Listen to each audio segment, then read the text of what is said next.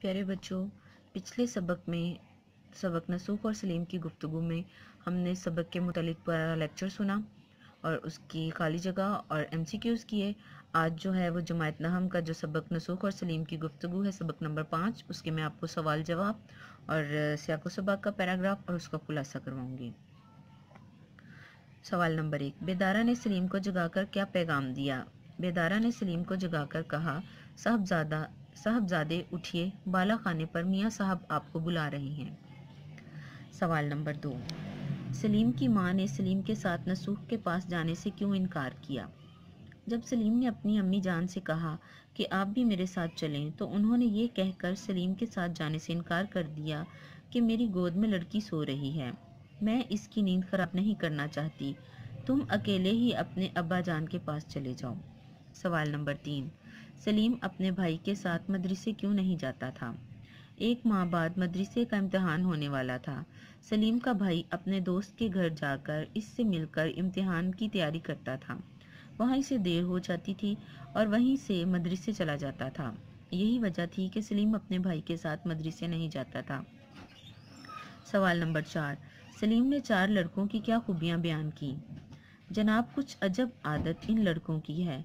राह चलते हैं तो गर्दन नीचे किए हुए, अपने से बड़ा मिल जाए, जान पहचान हो या ना हो, इनको सलाम कर लेना ज़रूरी है। कई बरस से इस मोहल्ले में रहते हैं, मगर कानो कान खबर नहीं।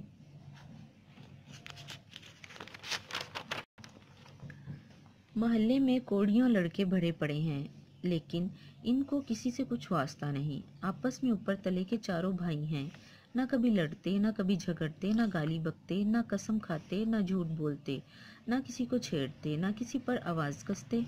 हमारे ही मदरसे में पढ़ते हैं, वहाँ भी इनका यही हाल है। कभी किसी ने इनकी झूठी शिकायत भी तो नहीं की। सवाल नंबर 5, हज़रत बी कौन थी और उन्होंने सलीम को क्या नसीहत की?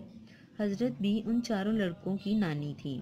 उन्होंने मुझसे कहा कि बेटा, गो तुमने मुझको सलाम नहीं किया, लेकिन ज़रूर है कि मैं तुमको दवा दूँ। जीते रहो, उम्र दराज हो, खुदा नेक हदायत दे। उनका ये कहना था कि मैं गैरत के मारे ज़मीन में गड़ गया और फ़ौरन मैंने उठकर नहायत अदब के साथ सलाम किया। तब हज़रत बी ने फरमाया, बेटा, बुरा मत मानना, ये भले मानसों का दस्तूर है कि अपने से जो बड़ा होता है उसको सलाम कर लिया करते हैं, और मैं तुमको ना टोकती, लेकिन चूँकि तुम मेरे बच्चों के साथ उठते बैठते हो, इस सबब से मुझको जता देना ज़रूर था। ये तो थे सबक के शॉर्ट क्वेश्चंस। अभी मैं आपको इस सबक का खुलासा बताऊंगी। खुलासा लिखने के लिए ज़रूरी है कि सबक का नाम पता हो। सलीम, नसूख और सलीम की गुफ्तगू। मुसन्निफ़ का नाम डिप्टी नज़ीर अहमद। सबक आप बगौर मुताला करेंगे तो आप देखेंगे किस तरह से नसूख जो है अपने बेटे को नसीहत करता है और जो अपने पूरे ख़ानदान के मुतल्लिक उससे बातचीत करता है, उसके भाईजान के मुतल्लिक पूछता है कि वो उसके साथ मदरसे जाता है या अकेले जाता है या अपने फिर किसी दोस्त के साथ जाता है। तो सलीम अपने भाई के मुतल्लिक जो सारी हकीकत है वो अपने बाप को बताता है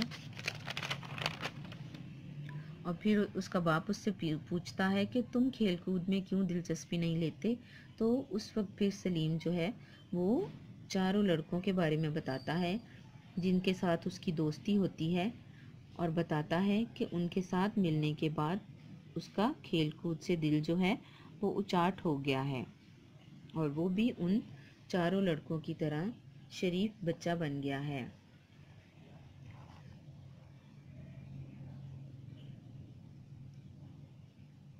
फिर ये इसी सबक का इक्तबास का पैराग्राफ मैंने लिया है।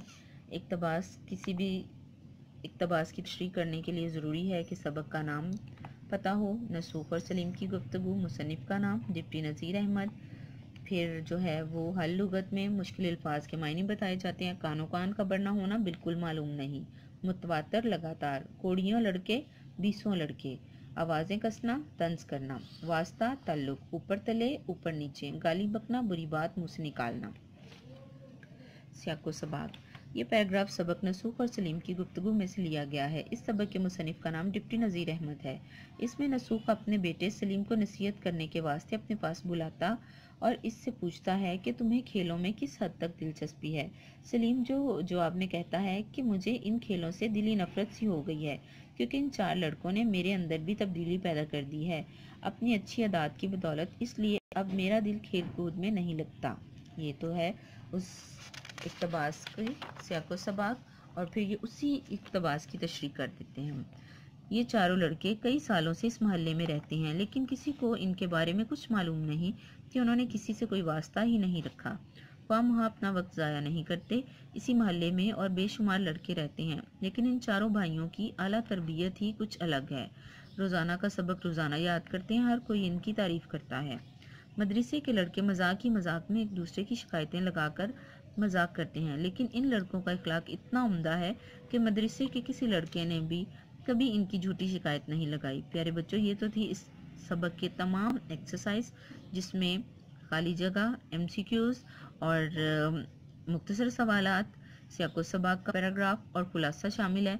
इस तमाम काम को जो है वो अपनी कॉपीज़ पर लिखेंगे, याद करेंगे, और छुट्टियों के बाद जो अब आप आएंगे तो आपके ये 5 सबक जो हैं आपकी नीट कॉपीज़ पर होने चाहिए। प्यारे बच्चों, अब तक मैंने आपको जमायत नहम के पहले 5 असबाक, नज़म और एक गज़ल करवाई है।